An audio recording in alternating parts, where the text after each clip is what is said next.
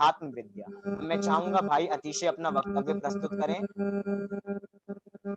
सभी को सादर जय जय। आत्मज्ञान ही ज्ञान है, देश सभी अज्ञान, विश्व शांति का मूल है वीतराग विज्ञान। आदरणीय अध्यक्ष महोदय, सभी मंचासीन महोदय, सभी को सादर जय जय। बंधुओं, आज की गोष्ठी का मेरा विषय है सारी विद्याओं में श्रेष्ठ अध्यात्म विद्या। तो सबसे पहले तो हम ये देखते हैं कि हम सब यहाँ इस महाविद्यालय में जो पढ़ने आए हैं उसमें हमें क्या पढ़ाया जाने वाला है। क्या हमें आर्ट पढ़ाने जाने वाला है, साइंस पढ़ाई जाएगी, कॉमर्स पढ़ाई जाएगी, क्या पढ़ाया जाएगा? वैसे तो हमारे कॉलेज का विषय देखें तो एक तरह से कह सकते हैं कि आर्ट पढ़ाया जाएगा, लेकिन हमारा आर्ट पढ़ाना उद्देश्य नहीं है। हमारे महाविद्यालय का उद्देश्य है आपको अध्यात्म विद्या का ज्ञान कराना, आपको अध्यात्म विद्या का ज्ञान कराया जाएगा।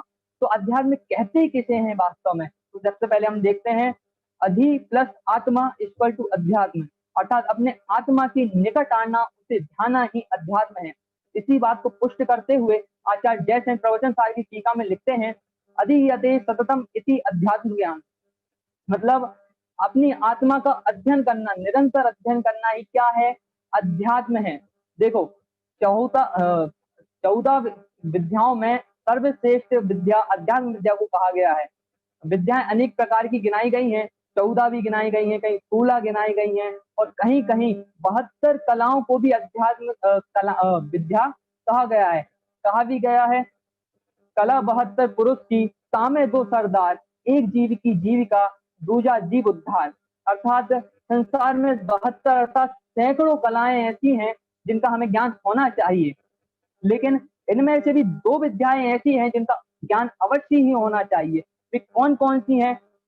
पहली तो है हमारी आजीविका की विद्या, अर्थात हमें आजीविका करना आना चाहिए।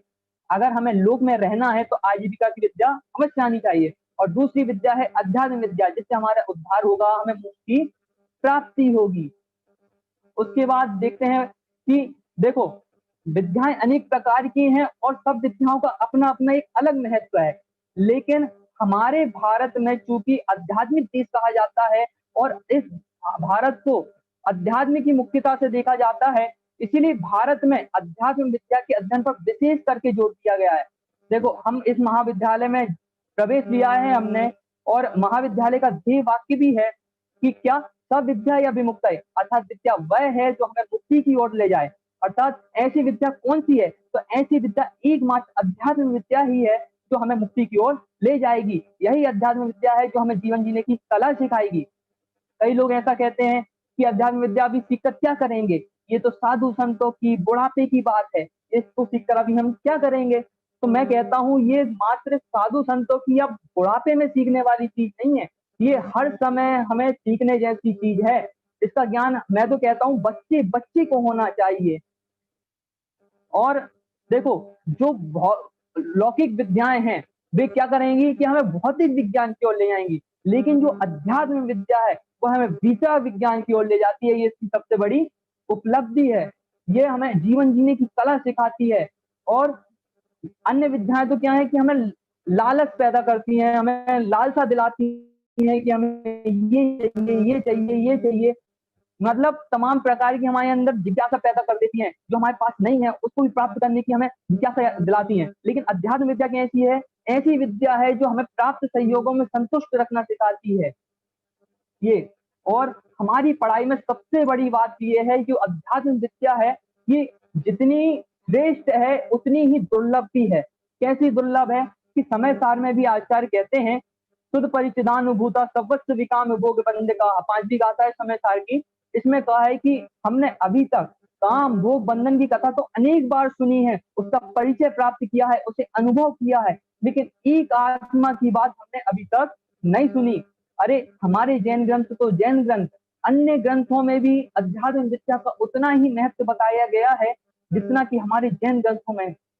गीता में कहा गया है आत्मादि विषयम ज्ञानम अध्यात्म ज्ञानम, और एक उपनिषद है कठोपनिषद करके, तो उसमें यहाँ तक कहा गया है हे नचिकेता, इस अध्यात्म विद्या को पहले पहले तो सुनाने वाले दुर्लभ हैं, मतलब बताने वाला आपको कोई नहीं है। अगर बताने वाला कोई मिल भी जाए तो उसे समझना और समझकर आत्मसात करना बड़ा दुर्लभ है। देखो, पूरे भारत में से इस अध्यात्म विद्या को सीखने कितने लोग आए, कि 100 लोग आए मान के चलो, और महाविद्यालय में प्रवेश कितनों को मिला? 40 को, 45 को मिला। और 45 में से भी कितने बच्चे ऐसे होंगे जो इस चीज को आत्मसात करेंगे, पूरी लगन से पढ़ेंगे? तो बहुत कम होते हैं वो। इसीलिए मैं कहता हूं कि हमें इतना अच्छा मौका मिला है ये, इसीलिए हमें ये मौका नहीं छोड़ना चाहिए। देखो, अध्यात्म विद्या में हमें सिखाया जाएगा क्रमबद्ध पर्याय, जो होना है सुनिश्चित है, सर्वज्ञता। तो ये क्या है? इससे हमें क्या होगा कि सेटिस्फेक्शन मिलेगा, एक हम कभी डिप्रेशन में नहीं जाएंगे, हमें कभी टेंशन नहीं होगी। हमें सबसे बड़ी उपलब्धि है, आज कितने ऐसे बच्चे हैं जो आत्महत्या कर लेते हैं। हम आए दिन खबर सुनते रहते हैं क्या, कि अमुक एक्टर ने आत्महत्या कर ली। ये सब किसका परिणाम है? कि एक आत्मज्ञान का अभाव होना, ये इसका परिणाम है। देखो, तोडरमल जी कहते हैं कि इस जीव ने गुण स्थान मार्गण स्थान का तो बहुत बार अध्ययन किया, लेकिन जो भेद विज्ञान में कारणभूत है, ऐसा अध्यात्म विद्या का ज्ञान इसने अभी तक प्राप्त नहीं किया है। ये अध्यात्म विद्या की दुर्लभता है। एक और बात कहना चाहूंगा कि देखो, अभी कोरोना का माहौल चल रहा है, बहुत सारे लोग पीड़ित हैं इससे, और हमें डर लगा रहता है कि हमें कुछ हो ना जाए, खो ना जाए। आज के परिप्रेक्ष्य में बात करता हूँ, अगर हमारे पास अध्यात्म विद्या का ज्ञान है, इसका पुट है हमारे पास, तो क्या होगा कि हमें पता रहेगा कि जो होना है सो निश्चित है, केवल ज्ञानी ने गाया है। तो हमें क्या होगा? सर्टिफिकेशन मिल जाएगा कि जब हमारी आयु आएगी तभी हमें होगा, नहीं तो हमें नहीं होगा। और अगर हमारी आयु पूरी हो चुकी होगी तो हमें कोई बचाने वाला भी नहीं है। कुंद कुंदाचार्य कहते हैं, सब आयु से जीवित रहे, यह बात जिनवर ने कही, तुम बचा कैसे सकोगे जब आयु दे सकते नहीं। तुम आयु कैसे ले सकोगे, मार कैसे सकोगे जब आयु हर सकते नहीं। बोलो, कितनी शांति मिली, कितनी टेंशन फ्री हो गए कि अब टेंशन नहीं है बिल्कुल, अब देखी जाएगी जो होगा, मतलब सब निश्चित ही है, तो टेंशन क्यों लेना। देखो, कई बार ऐसे जीवन में प्रसंग बनते हैं कि जिसकी वजह से हम बहुत ज्यादा डिप्रेस हो जाते हैं, टेंशन में आ जाते हैं। फिर कई बार ऐसा लगता है कि इससे अच्छा तो हम मर जाते। और कई लोग जिनके पास अध्यात्म ज्ञान नहीं होता, वे आत्महत्या कर भी लेते हैं। लेकिन देखो, अभी अभी एक एक्टर का आया था कि उसने आत्महत्या कर ली। लेकिन देखो, बनारसी दास जी का प्रसंग मैं आपको एक बताना चाहता हूँ कि बनारसी दास जी की 3 शादियां हुई, 9 बच्चे हुए, वे कितनी बार लुटाए गए, और उनकी तीनों बीवियां मर गई, 9 बच्चे मर गए, लेकिन उनने कभी भी आत्मघात नहीं किया। ये किसका फल है? ये आत्म विद्या का, ये अध्यात्म विद्या का फल है। और ऐसी अध्यात्म विद्या हमें सिखाई जाती है। एक और बात कहना चाहता हूँ कि ध्यान रहे कि ये अध्यात्म विद्या जो है, ये कोई अंधश्रद्धा का नाम नहीं है कि आंख मूंद के जिसने जो कहा, कोई बाबा जी ने कहा तो हमने मान लिया। नहीं, ये बहुत ही गूढ़ और गंभीर विषय है। इसका विधिवत अध्ययन करके ही हम इसकी जड़ तक जा सकते हैं, इसे समझ सकते हैं। तो ऐसा विधिवत अध्ययन कहाँ कराया जाता है? कि हमारे टोडरमल महाविद्यालय में इसका अध्ययन कराया जाता है, और अध्यात्म विद्या को सिखाया जाता है। हमें चारों अनुयोगों के ग्रंथ सिखाए जाते हैं, युक्ति, न्याय, तर्क सब सिखाया जाता है। इससे क्या होता है कि हमारी बुद्धि का विकास होता है, हम किसी भी चीज का निर्णय लेने की हमें क्षमता पैदा होती है। अध्यात्म विद्या का बहुत बड़ा फल है।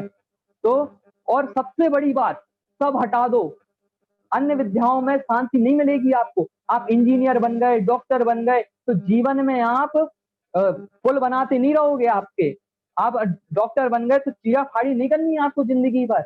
अगर आपको शांति से जीना है तो अध्यात्म विद्या का ज्ञान होना आवश्यक है। पुल बनाना सीख गए आप इंजीनियर बन के, तो कहाँ लगाओगे जिंदगी में? आप पुल बना के जीवन जियोगे क्या? नहीं जियोगे ना। तो क्या करना पड़ेगा? शांति के लिए अध्यात्म विद्या बहुत आवश्यक है, कि हमें संतोष प्रदान करती है, मन की शांति इसमें सबसे बड़ा कारण है। और इसी मंगल भावना के साथ मैं अपनी बात विराम करता हूँ। और आप सभी बच्चे यहाँ पर आए हैं, तो मैं आप लोगों को एक ही बात कहना चाहता हूँ कि 5 साल पढ़ने के बाद हमें ये कभी नहीं लगना चाहिए कि हमने ये बोझ लग रहा है हमको। नहीं, ये हमें बोझ नहीं लगनी चाहिए, और हम अध्यात्म विद्या का ज्ञान प्राप्त करें इसी मंगल भावना के साथ। ओम नमः सिद्धेभ्य। बहुत ही बढ़िया विषय प्रस्तुत किया भाई अतिशय जैन ने। लौकिक में जो अध्यात्म का अर्थ चलता है, वैसा हमारे यहाँ अध्यात्म का अर्थ नहीं है। आदरणीय दादा पूर्व प्रधानमंत्री मोरारजी देसाई की वो घटना हमें सुनाते हैं कि वे अध्यात्म का कैसा अर्थ करते थे, जबकि अपन अध्यात्म का अर्थ क्या मानते हैं। वास्तविकता में जो असली अध्यात्म है वो हमारे पास है। यदि हम वर्तमान परिप्रेक्ष्य में कहें तो सारे संसार में भव दुख रूपी कोरोना वायरस घूम रहा है और हमें एक अध्यात्म रूपी वैक्सीन प्राप्त हो गई है कि जिसने सबसे पहले ग्रहण कर लिया उसको आगे आने वाले काल में कभी दुख मिलने वाला नहीं है। ऐसे भाव प्रस्तुत किए भाई अतिशय ने, उन्हें बहुत बहुत धन्यवाद।